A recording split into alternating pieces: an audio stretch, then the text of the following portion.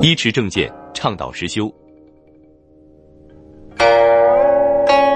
智空禅师开示：做好一个在家菩萨。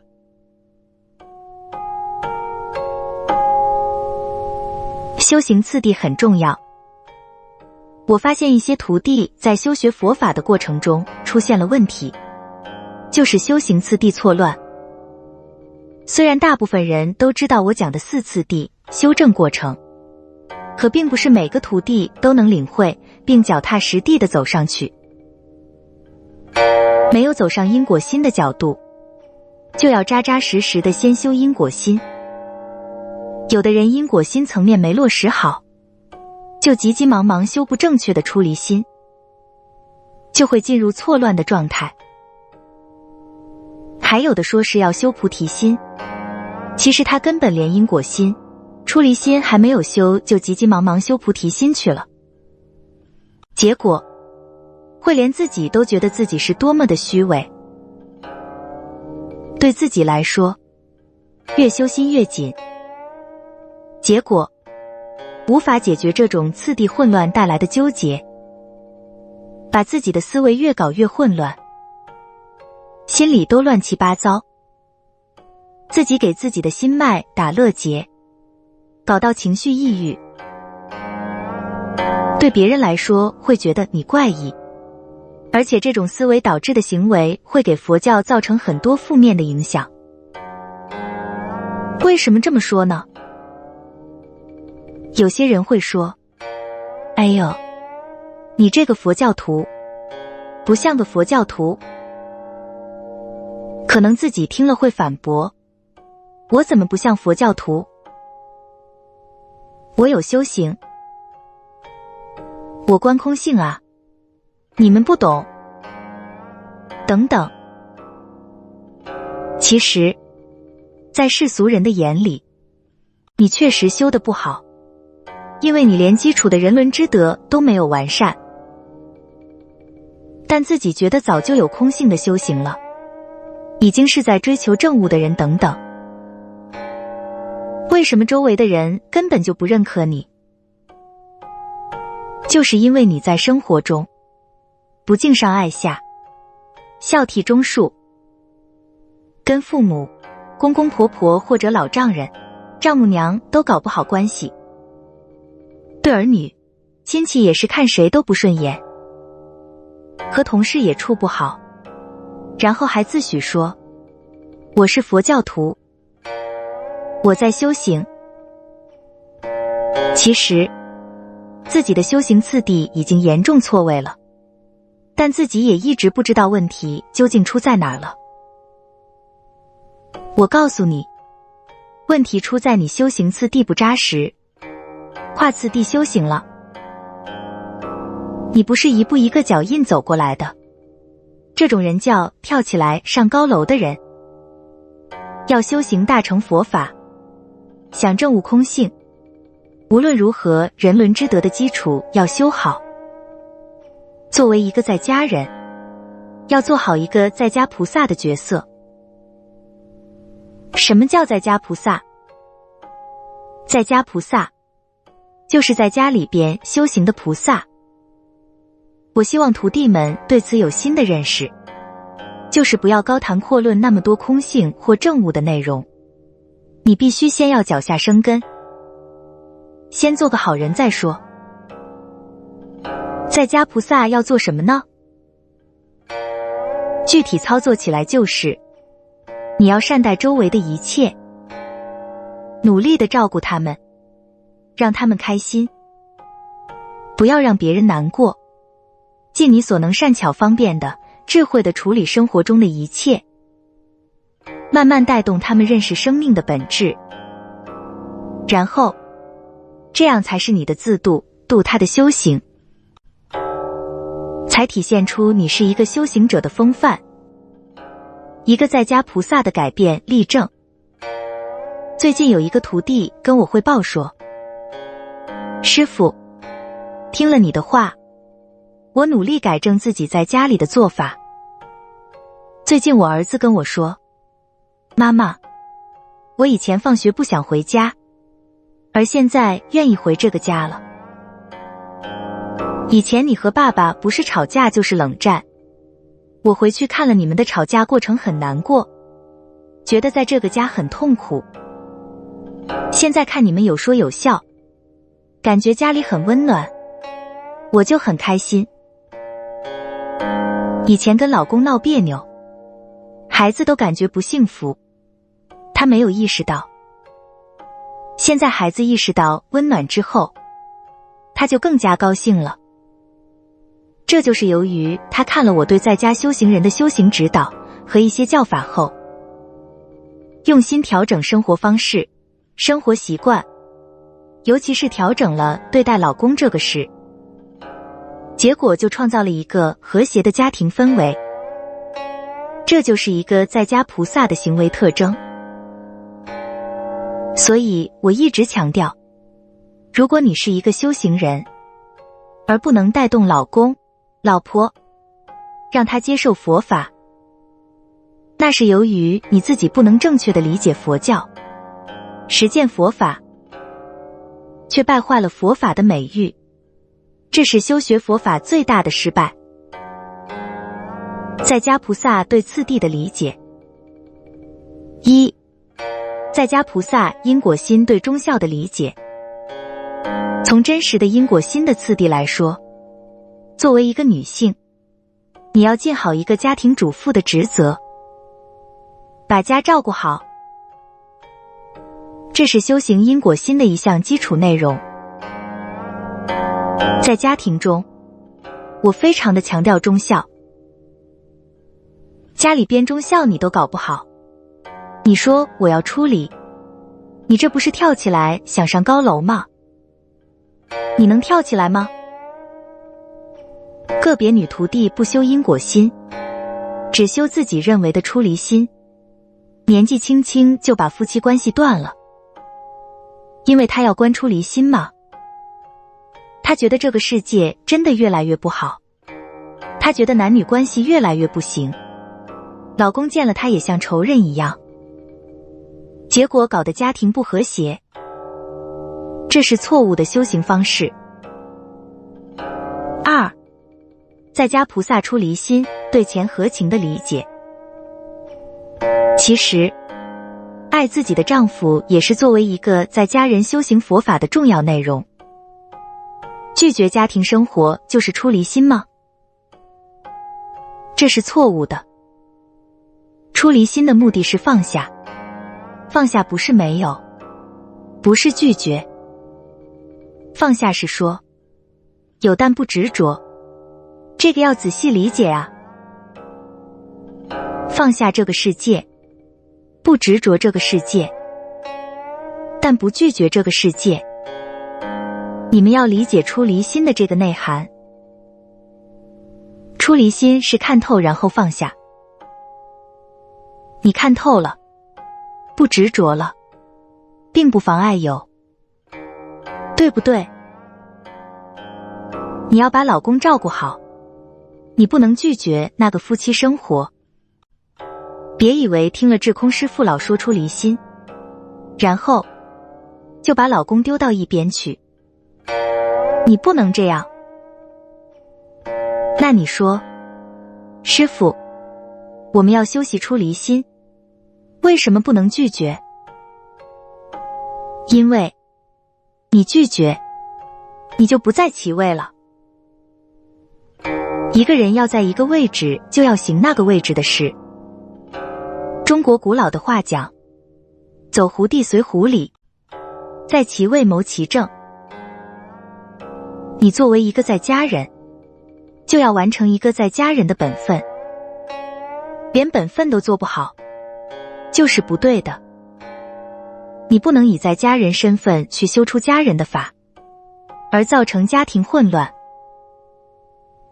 在家人的出离心是这样的，做好在家人，然后站在家人的角度分析、探讨、了解在家人的生活是染缘多、净缘少，会导致轮回的过患，然后建立起不再执着在家人生活的佛法心理，以及不再执着在家人生活内容，尤其是情与财的生活方式。这就叫在家人的出离心。比如以前你为了工资，为了邻里之间的闲话，为了婆媳之间的琐事等，总是不开心。现在你如果觉得这些事情不重要的话，就能通达地处理好了。这个就叫不执着。这就是真正的出离的一个体现。你可能说，师父，难道你不鼓励我们出家吗？回答是，鼓励。如果你出家了，是另一种更进一步的处理方式了。但是，你现在是在家人，如果没有正常的家庭夫妻生活，你就错位了。佛陀在世的时候，在家信徒的角色是维护佛法，供养僧众，维护这个社会的安宁和谐。当然包括对国家的忠诚啊，对长辈的忠孝，对儿女的抚养等等。这是佛陀当时对在家信徒要求的。3. 在家菩萨菩提心对爱的理解。那菩提心的内涵呢，就是爱。有人可能会说，师父，你让我们出离，还让我们爱。对，一个人如果对众生产生的不是执着的爱，是无缘大慈、同体大悲的那种爱，那么它就是大慈悲，是菩提心的真正体现。所以菩提心的表现通俗的叫慈悲，体现为大爱。你们俗人的那个爱是执着的、排他的、占有的。你们的爱不是真正意义上的大爱，你们的爱叫占有、索取和交换。你们的爱执着了某一样东西，加强、加固了我执，加重了我和我所的观念，导致的是痛苦和轮回。所以世俗的爱那不叫真正的爱，不是佛教的真慈悲。菩提心要求对佛菩萨恭敬，要广度一切众生。可是你却在家里不能把老公安排好，不把儿女照顾好，饭也不做，衣服也不洗，常和老公吵架，然后说我每天要持大悲咒100遍，就觉得自己修行伟大的佛法等等。这样是不行的。因果心的层面都没做好，怎么修菩提心？连一个家庭都照顾不好的人，怎么指望你照顾天下一切的家庭？另外，在家菩萨同时要辅助出家人的佛法推广，这样就实现了自己的自利利他的功德。4. 在家菩萨佛心次第对闭关的理解。好多人一来了就说我要闭关，我一听就头大，你闭什么关？我怎么觉得你只是想逃避自己家里边的那个烦？你处理不了生活中的问题，也更没有不执着世俗幻象的所有，也没有真正的发起利益众生的菩提心，然后就说你想闭关修行，实现佛心次第的成就。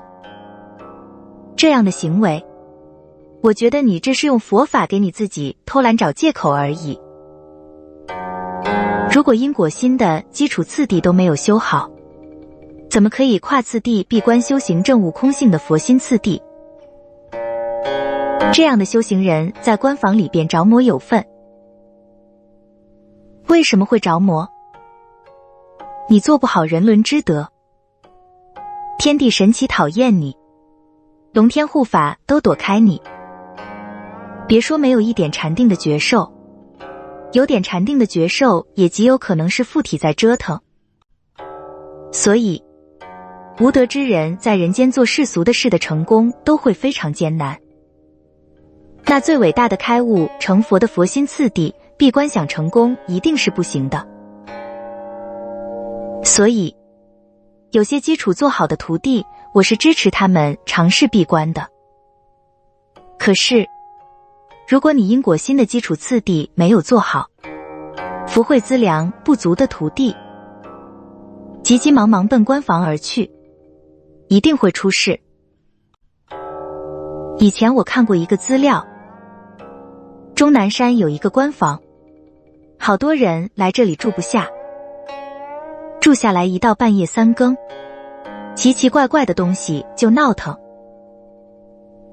后来来了一个法师，说持大悲咒持得非常好，也住进去了，也让神神怪怪的东西给赶了出来。可有一个老和尚，什么修行功夫也没有，就是一个持戒律的慈悲老和尚，住进去啥事没有。所以人伦之德做好了，天地鬼神都敬仰你。打好这个基础，你再去闭关，实现佛心次第的修行，才有可能成功。做好在家菩萨的标志。所以我希望每个徒弟做好在家菩萨，以下几条做好就是不错的在家菩萨。第一点，在因果心的次第上，对家人要尽人伦之德，做好一个像样的家庭成员，尤其在忠孝上。孝，对双方父母、长辈都要尽孝，对老公要恭敬，不要凶巴巴。忠诚，不要搞婚外恋。检验这一条的指标就是，如果家里以前没有说你好，现在周围的人开始说你好了，你向我汇报，我也高兴高兴，这也是你的修行。除了维持家庭和睦，也包括你对工作、对朋友的一切事情。你作为一个社会成员，要扮演好各种角色，要好好工作，要随缘随分地帮助周围的人等等，在因果心的角度努力。第二点，在出离心的次第上，要用空性的理念看一切幻化的东西，看透而不执着人间的一切，尤其对钱和情，这两个不执着了，基本什么都好说了。跟老公老婆之间，谁钱多谁钱少了等等都没关系了，只要大家高兴，钱财无所谓。情呢，不执着，不计较。老公对我爱得多，接受，谢谢你对我的关怀。老公爱的不多， OK， 谢谢你，没关系。对情不执着，看开了。你在人世间如果钱和情解决好了，那就好了。不执着自己所行的一切，觉得自己就像做梦一样，梦幻泡影，只要虚幻的尽责而已。尽责也不是应付差事，而是要满心欢喜的了这个缘。用这种态度才是在家菩萨应该有的在家人的出离心。第三点，在菩提心的次第上，要做到拿起佛法的修行内容，既要让自己增长定慧与展示慈悲，又要帮助佛法的弘扬。由于尽了人伦之德，又做到了不执着生活中的一切，说明你具备了一个佛教徒完美的人格风范。这个时候再拿起佛法，才更容易了解佛法的精髓思想。才会真正升起深深的感恩三宝的情怀，然后升起大悲愿力，发菩提心，帮助师父弘扬佛法，随缘辅助慈悲度众生，同时也精进修行定会增长的佛教法门或者内容。